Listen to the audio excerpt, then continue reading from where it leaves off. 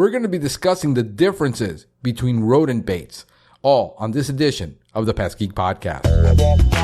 Pull out your hose and grab your can. We're about to integrate another Pest Geek Podcast. Hi, everybody. Frank Hernandez here, and welcome to the Pest Geek Podcast, bringing you the latest information on pests, products, and politics from today's leading industry sources to help you start, manage, and grow your pest control business. Hey, welcome back. Welcome back to another edition of the Pest Geek Podcast. I am your host, Frank Hernandez, here every day discussing all things pests. And we're going to be discussing the differences between the first generation, second generation, and some of the new modern rodent baits. But before that, I want to remind everybody to join the society, pestgeekpodcast.com. Also, we have a YouTube channel. And on our YouTube channel, people are sharing their tips for doing certain things they do in the industry, and they find that helps them. So we hope that it helps you. Check us out on YouTube, Pest Geek Podcast. Go ahead and join the society by getting on our Facebook group, Pest Geek Podcast listeners.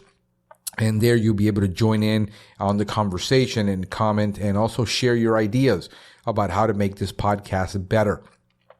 Also on the web, pestgeekpodcast.com. And there's a phone number you can call. You can also look me up on Messenger and hit me up, Frank Hernandez.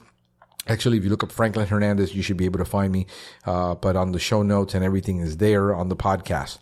And without further ado, let's go ahead and get into the podcast. Rodent bait differences. My name is James, and I'm with JT, and I'm going to give you a crash course on some of the rodenticides that are out there.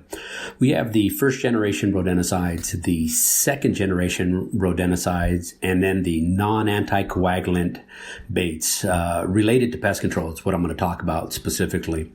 If you don't know what an anticoagulant is, what it does is it does cause internal bleeding, but that internal bleeding leads to fluids building up in the lungs, into the intestinal tract.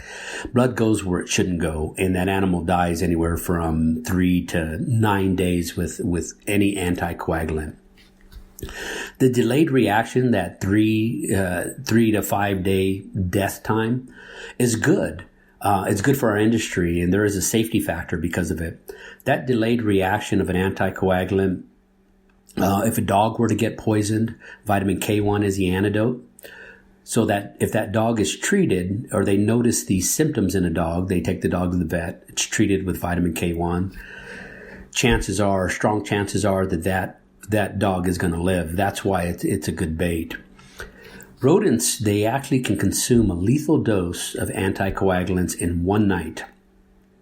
And they can continue to feed day after day, as long as they're moving around and they're foraging.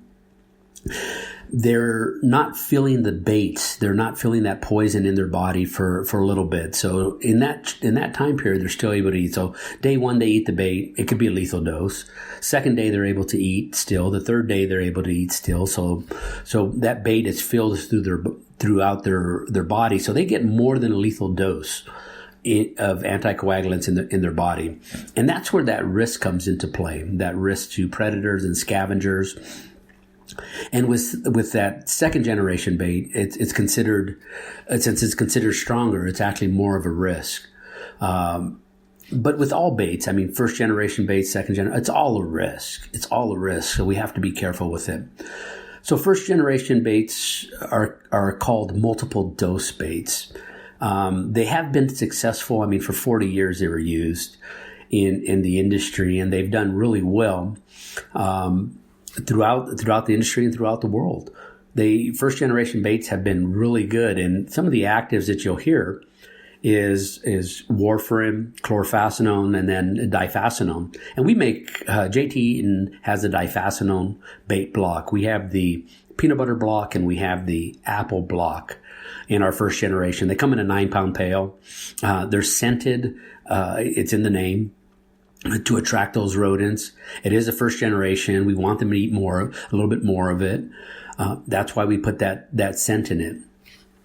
Second generation baits were developed because of the reported resistance to warfarin.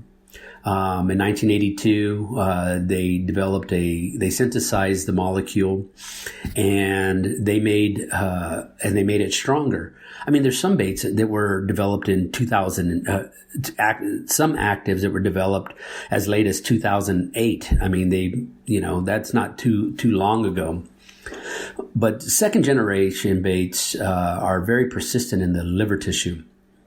They do work really well, but they can stay in the body of an animal. I mean, from 100 days plus to all the way to 200 and almost 250 days. Whereas a first generation can stay in an animal around 90 days. And when I say animal, I'm talking like non-target if they do testing on it. But warfarin, the one that's not as strong, it stays in the body around 35 days. Second generation baits, it's kind of like having different sodas or pops. You may have Coke or Diet Coke, or you might like Pepsi or Dr. Pepper or Diet Dr. Pepper, whatever. There's all these different active ingredients. And an anticoagulant is just like that. It's soda. Anticoagulant is a name for them. But there's all these different brands because different people have synthesized the molecules and created baits for them. Now there are differences. There's some of them that have, like our Nectis bait, our soft bait, and our bait block 2G. It has mold inhibitors.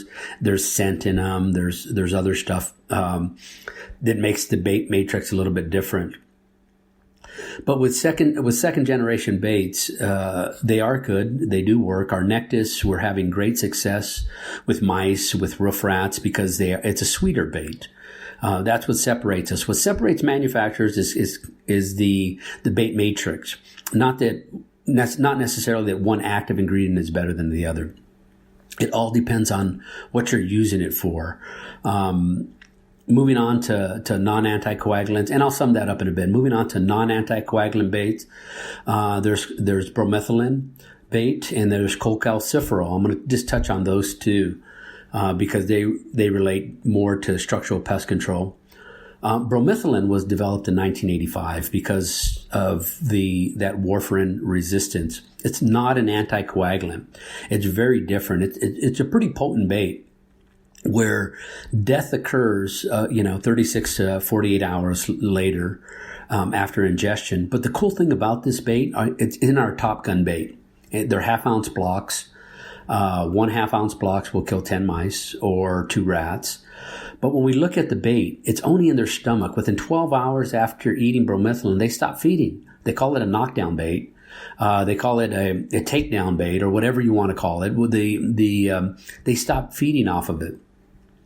Because it's an energy inhibitor. It decreases that energy production, causes damage to the nerves, to the nerve axons. It inhibits the neural transmission and creates paralysis. Kind of like if you were to spray pyrethrum on a roach and you start seeing it shaking and not walking right and other stuff. That's kind of what happens with bromethylene. It does work that way. But one of the advantages of bromethylene is non-targets. They only have that one single feed. It's a true single feeding. That one single feeding in their stomach. They stop feeding after 12 hours, not like an anticoagulant where they can feed 3 to 5 days and they become little poison balls. But with the Top Gun, within 12 hours, they're not eating anymore. They're kind of showing drunk symptoms is what I talk about in my seminars. 12 hours is like 12 beers or 12 drinks. They're kind of stoned out of it or drunk out of it. They don't know what they are. So you end up finding them in places where you don't normally find them, which is a bad part about bromethylene. Cholecalciferol, vitamin D3, that's kind of a hot topic right now. But that works a little bit differently. It's not an anticoagulant again. It's a vitamin. And what it does is it raises that calcium level in that body significantly, where it starts messing with the blood vessels, with the kidneys, the stomach, the lungs. It starts calcifying that. It starts putting all that calcium through that body. So it's clogging up vessels. It's causing problems with veins. It's causing problems with all that. And then eventually that animal dies because things are getting clogged up in their body. It's not, the blood isn't moving properly. But the interesting thing about it is death can occur between 2 and 7 days. It doesn't take much after ingestion of that bait. And it can be pretty toxic. All anticoagulants, all baits, whether bromethylene or cholecalciferol, all baits are toxic. Okay, you can have the best bait you want, but your bait is only as good as your station when it comes to our industry. If a non-target gets into it, you're at fault because your station isn't locked up properly. It's not secured properly. When we look at rodenticides, like I mentioned with our bait block, our bait block, apple bait and our peanut butter bait, it's an economical bait. I call first generation bait maintenance baits because they're pretty inexpensive. Ours comes in a 9-pound pail. It's scented to attract the rodents to it. It has a pretty strong scent too.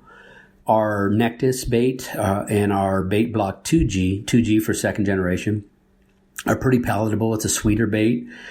It works really well. If you're in an area where there's a lot of rats, yes, second generation baits are good. They do have a great knockdown. When you have high risk accounts, you want to use bromethylene because there's not really a strong chance of secondary poisoning with it because it's only within their stomach. And with cholecalciferol, vitamin D3, talk to the manufacturers about it.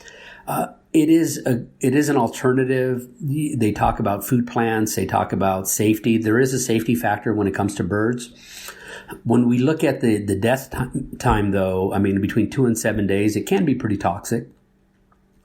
So look at those factors. If you're interested in more information about our baits, you can log on to jteaton.com, or you can contact me at james@jteaton. And you can always reach out to me on Facebook. I'm always happy to answer any questions that you have. So that's a quick tutorial on first generation baits, second generation baits, and non-anticoagulant baits. So I hope it helped out. Let me know again if you have any questions. Thank you, Pest Geek Podcast. I appreciate what you do, and I look forward to doing a few more of these. Thank you. Hey, folks, I hope you enjoyed the daily edition of the Pest Geek Podcast, and I will see you again tomorrow. Have a great one.